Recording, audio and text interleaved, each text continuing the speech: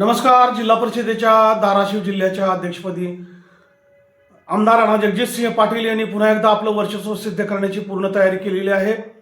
माजी उपाध्यक्ष आणि ज्यांनी लोकसभा लढवली अशा सौ अर्चनाताई राणा जगजितसिंह पाटील या जवळपास अध्यक्ष होण्यास निश्चित झालेल्या आहेत.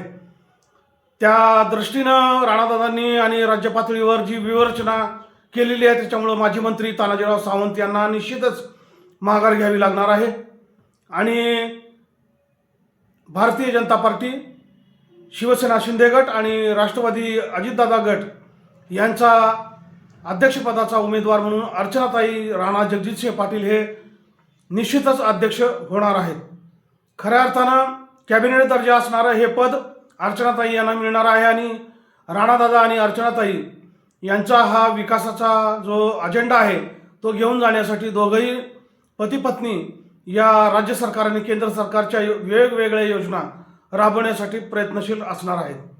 डॉक्टर पद्मसिंह पाटील यांचा वारसा चालवत असताना राणादादांनी मागच्या कार्यकाळामध्ये वेगवेगळ्या घोषणा केलेल्या आहेत. वेगवेगळ्या योजनांची अंमलबजावणी होण्याच्या अनुषंगाने प्रशासकीय पातळीवर देखील तयारी चालवलेली आहे. अद्याप महत्वाकांक्षी आणि जिल्ह्याची ओळख दाखवणारा प्रकल्प राणादादांना करता आलेला नाही. वेगवेगळ्या घोषणा जरी झालेल्या असल्या, आम्हा सर्व पत्रकार बंधूंमध्ये विशेषतः धाराशिवच्या पत्रकारामध्ये नेहमी चर्चा असते की राणादादांच्या घोषणा मोठ्या होतात परंतु त्याची अंमलबजावणी अद्याप झालेली नाही. परंतु मित्रांनो, शासकीय पातळीवर काम करत असताना, आघाडीचं सरकार असताना, मागच्या 2.5 वर्षामध्ये उद्धव ठाकरेचं सरकार असताना राणादादांच्या कामाला निश्चितच काही अडचणी आलेल्या असतील. जाणून बुजून कुणी प्रकल्प अडवून ठेवणार नाही आणि तशा प्रकारचा स्वभाव राणादादांचा नक्की नाही. त्याच्यामुळं राणादादांच्या नेतृत्वावर आपल्याला एक पत्रकार म्हणून विश्वास ठेवून विकासाच्या मुद्द्यावर त्यांना सहकार्य करण्याची भूमिका आपल्याला ठेवावी लागणार आहे. आणि आगामी काळामध्ये जिल्हा परिषद ही मिनी मंत्रालय आपलं अर्चनाताई पाटलांच्या रूपाने आपल्याला पुन्हा ग्रामीण भागाच्या विकासाला चालना देण्याचं काम अर्चनाताई यांच्या नेतृत्वाखाली जिल्हा परिषदेच्या माध्यमातून होणार आहे. तुळजापूर पंचायत समितीच्या सभापतीपदी माजी मंत्री मधुकरराव चव्हाण यांचे नातू आणि सुनील मधुकरराव चव्हाण जे DCC बँकेचे संचालक आहेत आणि राणादादांचे खंबीर सहकारी म्हणून तुळजापूर तालुक्यामध्ये आणि जिल्ह्यामध्ये काम करत आहेत.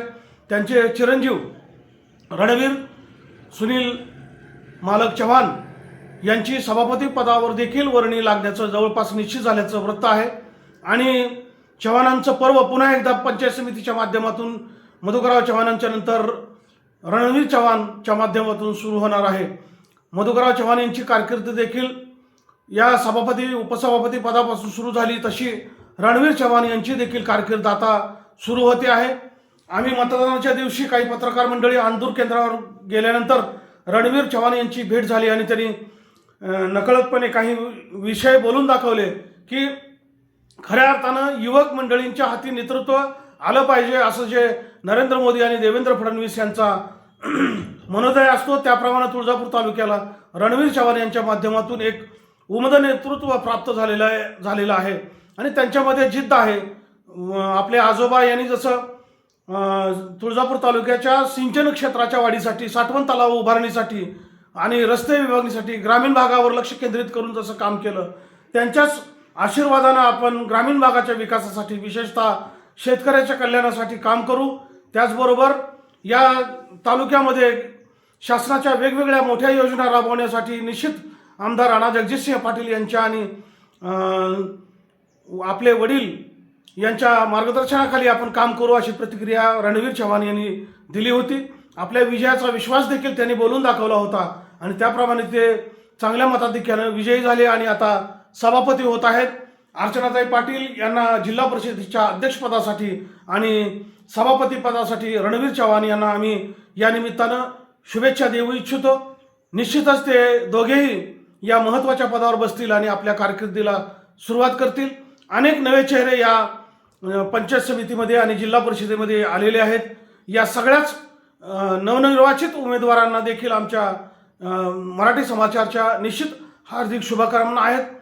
त्यानंतर वेगवेगळ्या निवडी होतील त्याप्रमाणे नंतर बोलूयात. नमस्कार.